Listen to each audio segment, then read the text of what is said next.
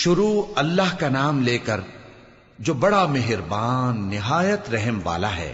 جو چیز آسمانوں میں ہے اور جو چیز زمین میں ہے سب اللہ کی تسبیح کرتی ہے، اسی کی سچی بادشاہی ہے اور اسی کی تعریف ہے، اور وہ ہر چیز پر قادر ہے۔ وہی تو ہے جس نے تم کو پیدا کیا، پھر کوئی تم میں کافر ہے اور کوئی مومن، اور جو کچھ تم کرتے ہو اللہ اس کو دیکھتا ہے۔ اسی نے آسمانوں اور زمین کو حکمت سے پیدا کیا، اور اسی نے تمہاری صورتیں بنائیں اور صورتیں بھی اچھی بنائیں، اور اسی کی طرف تمہیں لوٹ کر جانا ہے۔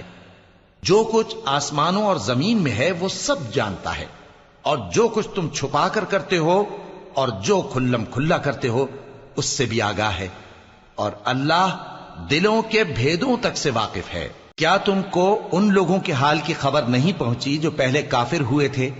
تو انہوں نے اپنی کرتوت کی سزا کا مزہ چکھ لیا، اور ابھی دکھ دینے والا عذاب اور ہونا ہے۔ یہ اس لیے کہ ان کے پاس پیغمبر کھلی نشانیاں لے کر آتے تو وہ کہتے کہ کیا ایک آدمی ہمیں ہدایت کرے گا؟ تو انہوں نے ان کو نہ مانا اور منہ پھیر لیا، اور اللہ بھی بے نیاز ہو گیا، اور اللہ بے نیاز ہے، لائق حمد و ثنا ہے۔ جو لوگ کافر ہیں ان کا اعتقاد ہے کہ وہ دوبارہ ہرگز نہیں اٹھائے جائیں گے۔ کہہ دو کیوں نہیں؟ میرے پروردگار کی قسم تم ضرور اٹھائے جاؤ گے، پھر جو کام تم کرتے رہے ہو وہ تمہیں بتائے جائیں گے، اور یہ بات اللہ کو آسان ہے۔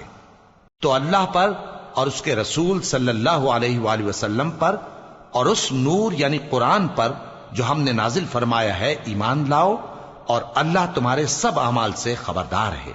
جس دن وہ تم کو اکٹھا کرے گا یعنی حشر کے دن، وہ نقصان اٹھانے کا دن ہے، اور جو شخص اللہ پر ایمان لائے اور نیک عمل کرے وہ اس سے اس کی برائیاں دور کر دے گا، اور جنت کے باغوں میں جن کے نیچے نہریں بہ رہی ہیں داخل کرے گا۔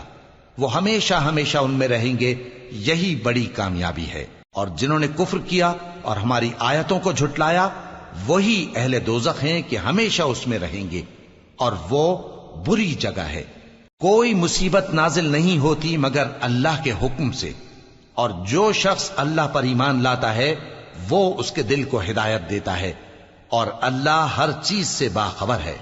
اور اللہ کی اطاعت کرو اور اس کے رسول کی اطاعت کرو، پس اگر تم منہ پھیر لوگے تو ہمارے پیغمبر کے ذمے تو صرف پیغام کا کھول کھول کر پہنچا دینا ہے۔